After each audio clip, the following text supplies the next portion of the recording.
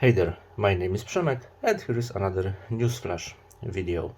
Not on Monday as usual, it's because this Monday I'm off to Gdańsk to attend the film festival and I'll be off for over a week. I didn't want to make a 4 weeks break, therefore a weekend Newsflash. First of all, Ostara has announced its 9th album and first in 3 years. So after Eclipse of the West, we'll get Age of Empire. The album, according to promotional note, is a bold, confronting and provocative response to a world on fire, a tragic reflection on the hubris of power and the exile of truth. Crossing the continental fault line between East and West, Ostara cuts deep into the raw nerve of an era of pain, evoking the cruel lessons of the past to illuminate the fate and fury of today. From the Spanish Armada to the American Civil War, the destruction of Carthage to the twilight of Russia, the besieged Imperium of Germania to the catastrophic rebirth of Europa. This is a folk opus bolstered by military tattoos, choir, strings, lyricism, allegory, drama, and a fistful of angst from the troubadour of doom. 11 songs for the 11th hour, hurtling darkly towards midnight. Age of Empire marks 2 decades of Richard Leviathan journey through myth, history, and the liminal nature of the self in the shape-shifting web of reality. Vulnerable and defiant, delicate and harsh, this is an elegy and an ode to the recurring fugue of death and transfiguration, dissolution and consummation. We are trapped in the thread of time, so must seek the buried path through our ruined labyrinth to reach the heart of who and what we are, knowing that we are lost. Most apocalyptic and oppressive album by Ostara? Perhaps we'll find out on the 25th of August, thanks to 3 Solo Records. Robert Kozlecki's Ansiktsl, this is a very hard name to pronounce. Ansiktsl debut will be out later this year on Cyclic Law. It will be called Side Worlds, and the musician has revealed the cover of the album, which looks pretty impressive, as you can see right now. The author of the cover is Alejandro Tedin, and I'm really intrigued by this album, as it will be dark industrial ambient inspired by the cold old school Swedish sound in the vein of classic cold mid industry projects like Inanna or Mordhound. 2 appetizer tracks are already out, one on Arcane Dirge Arcanum Volume 1 compilation and one on our very own Voices from Beyond Santa Sangre compilation.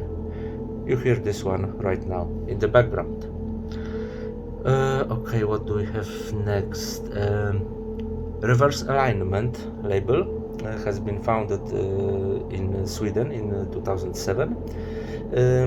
After about 10 years it ceased its activity, only to be reborn in 2021, but this time under the wings of Unexplained Sounds conglomerate. Yes, let's call it a conglomerate. Since then the label has released a couple of albums, and the latest ones are Unclear Frequencies by Yusef Kavar and The Void on a Distant Sun by Phonogram. Unclear Frequencies was out July 27th and The Void on a Distant Sun on August the 3rd. According to a promo note, Unclear Frequencies unveils a mesmerizing and introspective side of Kavar's musical repertoire with a profound sense of meditation and a touch of enigmatic allure. This collection of 8 tracks captivates listener, guiding the attention towards the intricate depths of psyche. Each composition serves as a portal, drawing us into a mesmerizing sonic landscape where hidden mysteries beckon and unanswered questions linger. In this ethereal sonic tapestry, without the center of attraction, Yusef Kavar expertly manipulates the elements of sound, creating an atmosphere that is both haunting and enchanting. The music lingers in the air, delicately weaving its way into our thoughts, evoking a sense of pulverized introspection. It invites us to embrace the enigma and the unknown, to delve into those small psychic dark areas we often overlook. I gave it a quick listen, and what draws my attention is quite unusual set of sounds used. Kabir's ambient has the American deep ambient feeling, sometimes making me think of SETI, maybe, Andrew Ragowski's project, but it has an individual original touch. I need to give it a few more listens. And Foanogramma is a project by two Italians, Angelo Panebianco and Matteo Mariano, and the album Devoid on a Distant Sun aims to be a journey through a closed but infinite space where a beam of light traverses a cosmos made of dark corridors and empty rooms, vast light years away. The three tracks of the album, Il Valore dell'Attesa, In Absentia, and Apophenia, explore a universe where the boundaries between reality and imagination blurs, and music becomes a bridge between forgotten worlds made of synesthesia and perceptual illusions. Three long tracks, space ambient alright, but with that warm vintage analog synth feel, making me think of 70s sci-fi movies. Edward Artemiev's Stalker soundtrack vibe is present here, I guess. Certainly interesting offerings from Reverse Alignment. The new album by Dead Voices on Air has been announced. It will be called Dadu and will be out through Emergency Hearts in digital version and Hong Kong-based Ultra Male Productions. This will be a CD version. Ultra Male Production is known of releasing classic experimental ambient industrial projects in a very aesthetically designed editions. I guess this time it will be no different. Dead Voices on Air is a very productive project, but I think it's been a while since the last physical release by the project, plus it will be the music composed by a regular band, not just Mark Spivey as on Dadu. He'll be joined by the old-time colleagues Martin Harvey and Stephen Weatherall. The release date is I don't know when, but I look forward to this CD. Okay, the 4th of August was the day of release of the new Temple Music album called Sunbird, a Summer Suite.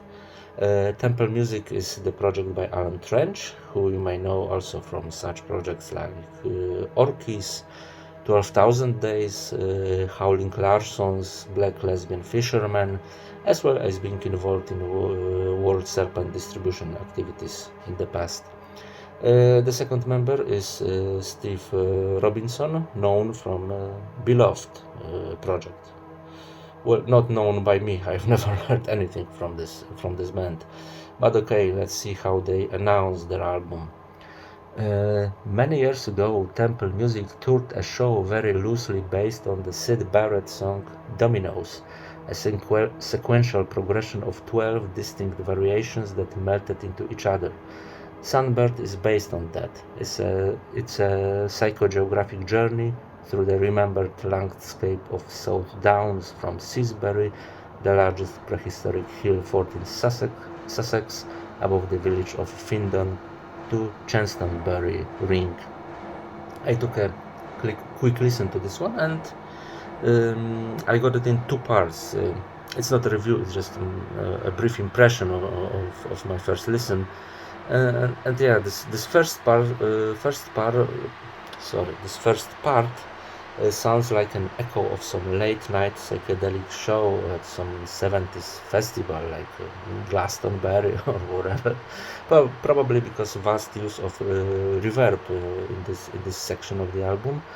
And the second half is more clear and transparent, and indeed sounds a bit like some lost instrumental suite by Sid Barrett or Pink Floyd. I don't know. By the way, my love for weird instrumental music has started in early childhood with a track by Pink Floyd, One of These Days, from Medal, I think. I love that cosmic vibe, that pulsating bass, these melodies. I knew back then that this is the music for me, that I actually don't need vocals to enjoy the music. But this track is from Medal album, which was, as I think, recorded without Sid Barrett, so I don't know why I'm talking about it right now. Okay, the new album by classic industrial power electronics project Satori will be out on the 8th of September on Cold Spring Records. The title is The Woods, and let's see. Satori returns with a new dark and disturbing journey into the very depths of human horror. Using his love of pure noise, harsh synths and brutal percussion, Satori has created a dystopian cinematic soundscape in which it would be entirely possible to lose your very soul. While the last two releases concentrated on what could be described as observations on humanity's ability to drag itself down to its lowest common denominator, this new work focuses on more localized depravity, that of the lone wolf, an individual who, having no moral compass, has no boundaries to cross. A week prior to the Woods release, the 2nd of September, Dave Kirby will perform as Satori on the Dark Alchemy 5 event in St. Thomas the Martyr's Church, Bristol, in England, along with Nocturnal Emissions, Kate Arnold, Dead Space Chamber Music, John Biddulph, and Triangle Cuts. So I'm guessing some fragments from this new album will be featured during that show. And one more live event announcement. Actually, I won't make it there, but I wish to be there in Barcelona. Dead Card Rising 2023 edition featuring Zero Kama, Visions, Geography of Hell, Halo Menage, Day of Wrath, and Daria Kazimira and Zura Makaradze. This event will take place, as I said, in Barcelona, the 21st of October 2023. Thanks for watching, and see you soon.